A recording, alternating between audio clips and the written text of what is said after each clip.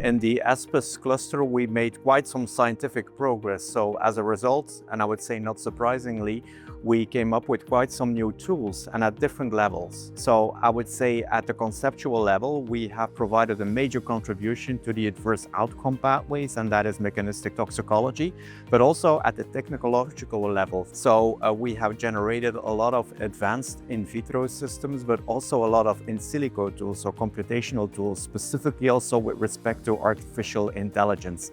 And in addition to all of this, we also have generated this new approach for doing next generation risk assessments, namely the ASPA flow that was generated and also operationalized by means of a number of case studies. So I would expect that this will have a long-standing and a long-term effect and impact on the future of toxicology and risk assessments.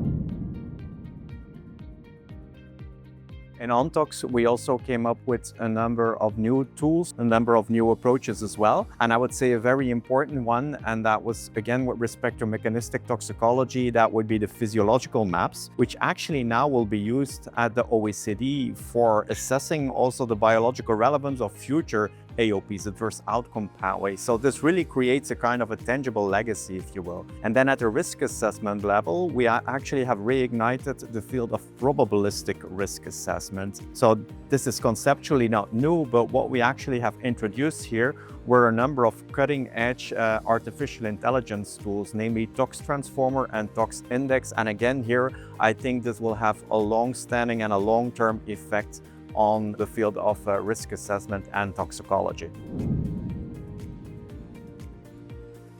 The main message that I would like to give people here attending the SOT, and I'm a bit biased of course as being the ASPIS cluster coordinator, would be that NAMs really are the future, or at least that they should really be an important part of the future. So new approach methodologies, and that would be human-based and animal-free medicine. And actually to do so, what we need to do is to get out of the toxicology silo, so to speak, and to work with other disciplines and other fields. And this is what we call the 3 I's approach, if you will. So we need to work in an interdisciplinary kind of way, so with, other fields, also in an intersectoral way. So it means that it's not only about academic researchers, but also companies, regulatory agencies, and so on and so forth. And of course, also the international aspect is really important.